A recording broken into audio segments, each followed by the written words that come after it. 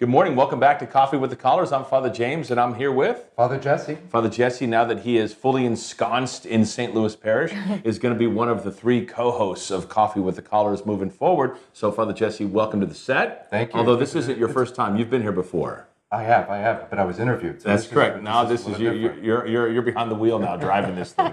So Alissa Molina joins us this morning. Alissa is our coordinator of youth ministry here at St. Louis, and we're here to talk this morning about youth ministry and its role in the church, right? Yes, so exciting. Thank you for having me here. Absolutely. So Alissa, you are an expert in youth ministry. How many years have you been doing youth ministry? Probably 13 to 14 years. Mm-hmm. All right, so when you're just talking to somebody on the street, they say, what is Catholic youth ministry all about? What do you tell them? Well, I just tell them that it's such an exciting time to be involved with the youth, because this is when the youth are trying to take hold of what their parents have been instilling and passing down. So it's this exciting time where they're taking ownership of their relationship with God. They ask a lot of hard-hitting questions about their faith. So to walk with them in that is just, it's so exciting. Sure. What would be an example of a hard-hitting question that a youth would ask?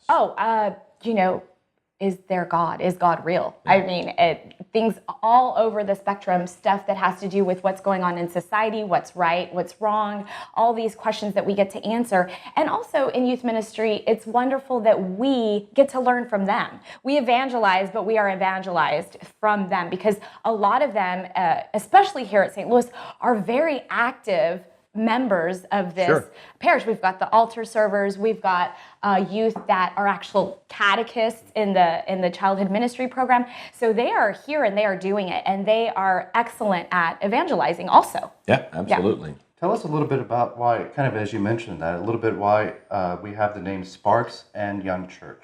You know, I think that having the title of Sparks and Young Church is just perfect. It's very fitting, because Sparks is for a 6th, 7th, and 8th grade middle school ministry program. And that's what we seek to do. We seek to provide these sparks of faith for them to start really fanning this flame, and to see that ministry and faith life is so great in community, and that there are other people that are beginning to search and beginning to make faith their own. And I really love Young Church. I think that title is just beautiful and perfect, because we want our young people to know that they are not the church in 10 years. Yeah. They are not the church. They don't need to be married with 2 kids and have a 401k to be the church. They are actually a vibrant, necessary portion of the church now. They just happen to be young. Yeah, you know, you talked about the altar server program, and I think this is the best example. We have 155 altar servers at St. Louis, and they are an integral part of the liturgy. I mean, they're not like the future church. No, they're actually being church right now at Sunday Mass. It's also interesting, one of our seniors who was, while she was a senior, she had just gone through confirmation, Michaela Ramaciotti, and she said, you know what, I got confirmed, now I want to be a Eucharistic minister. Absolutely. So every time we have confirmation, I always say at the end of during the announcements after the confirmation Mass, I say, okay guys, you've just been confirmed. Now we're going to have a Eucharistic minister training, we're going to have a lector training, and you are the church. We are ready for you to come and serve in these roles. So it's really awesome when you see those kids who jump right into that role and say, yeah, I'm being church right now. Absolutely. So it's really cool. I think it's very fitting that they are the young church. They're the church now. It's an exciting part of being at St. Louis is all of the opportunities in which they serve, but they also have opportunities to receive too. And I think that's what your goal is in youth ministry. Can you explain a little bit about what you have planned? What do you have going on for the future here this year? Yes, absolutely. So part of the vision and the focus of youth ministry is really just to form disciples and also walk with disciples. So we have kids all over the spectrum, just like anybody who walks into St. Louis.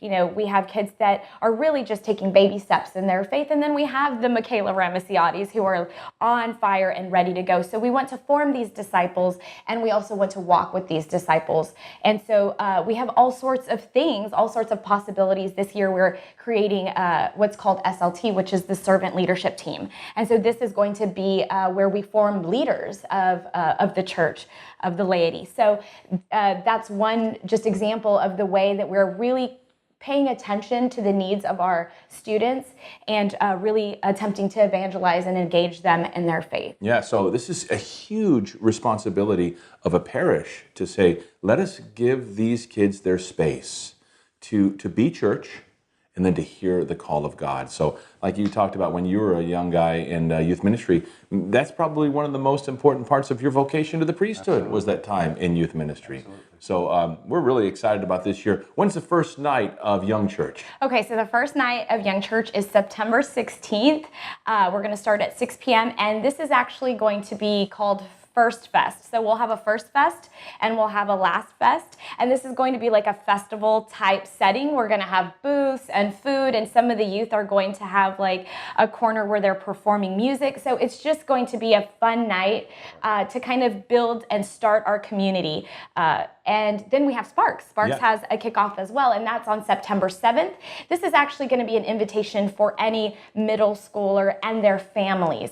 We want families to be comfortable with our program, so families and siblings are actually invited to the Sparks kickoff, and we are really excited. And I would like to just say also that St. Louis is so blessed to have 3 very, very supportive priests. That is one of the reasons why youth ministry is so fun to do, so easy to do, is because our priests very much care about our youth and about our programming, and to have, it is a huge blessing to have 3 priests that are so willing to walk with these teens and with the catechists and the team and I. So awesome. Thank you. Well, we're glad to be a part of it. So Sparks usually meets on Friday nights. These are middle schoolers, 6th, 7th, and 8th grade. And Young Church usually meets on Sunday nights throughout the year. And all they have to do is go to the webpage and check out the webpage, or grab a bulletin every week, and there'll be information on Sparks and Young Church in the bulletin, right? Correct. Yes. Awesome. And you can always contact me, Alissa Molina. Awesome. Padre. I think another thing important to remember is that if you're coming to Young Church and to Sparks, also reach out to your friends.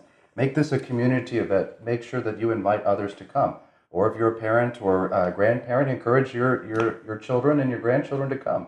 All are welcome here at Young Church and Sparks. Yes, and they absolutely do not have to be Catholic. This is just a situation where we're calling everybody in to community. Absolutely. Well, thank you for joining us with Coffee at the Callers. We'll see you back at Mass.